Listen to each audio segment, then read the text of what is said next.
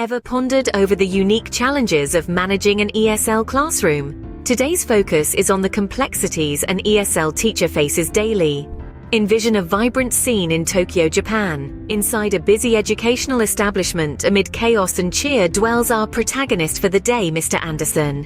An ESL teacher and known for his innovative teaching methods, he walks into a buzzing classroom. He's greeted by 25 students, each with a sparkle in their eyes, each come with their own stories. A melange of varied English proficiency levels, learning speeds and cultural backgrounds, the classroom is a rich tapestry of diversity. The challenge is real and it's ever present. Despite his extensive experience, Mr. Anderson meets novelty each day in the form of new learning challenges.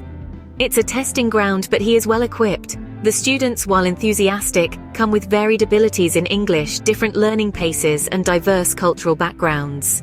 Mr. Anderson has a strategy, though.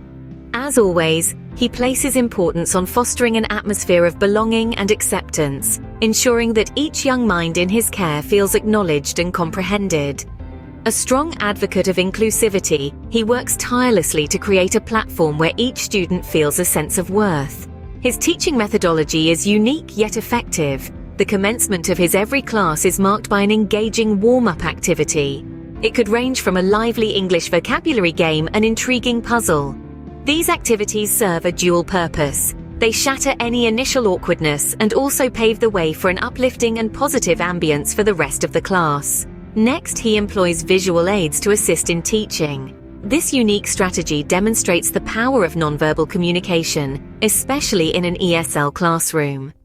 It is a setting that often presents language barriers, creating difficulties in understanding of various subjects. These barriers, however, become less of an issue when the teacher deploys visual aids. The incorporation of images, charts, and diagrams enhances comprehension. He brilliantly uses these tools to convey complex concepts that transcend language barriers. Through this method, he ensures that the language limitations are less obstructive to learning. Effective communication lies at the heart of Mr. Anderson's classroom management strategy. He prioritizes cultural inclusivity and language diversity, extending his linguistic repertoire by learning key phrases in each student's mother tongue. It's not just about relaying basic instructions effectively. The aim is much deeper. By doing so, he is able to bridge any communication gaps that typically exist in multicultural classrooms. More importantly, his efforts serve as tangible proof of his respect and appreciation for the diverse cultural backgrounds of his students, reinforcing the notion of a global classroom. This not only helps him communicate basic instructions, but also shows the students that he respects and values their culture. Mr. Anderson steadfastly affirms the potency of positive reinforcement. As an educator, he meticulously observes every iota of progress exhibited by his students. This attribute of his is not superficial, but deeply ingrained in his teaching philosophy. He believes that every step forward, no matter how minuscule, is a milestone in its own right. This acknowledgement isn't merely a pat on the back, but a robust scaffolding of self-belief within each pupil. Reinforcing their efforts, he posits, cultivates a fertile ground for their self-confidence to grow. This approach not only fosters resilience in his students, but also motivates them to push their boundaries. Indeed, he always has a plan B. He recognizes that the classroom can be unpredictable, steeped in mix of both challenges and possibilities. Each day is different, each student unique, and he is well aware that not all lessons will proceed as envisioned.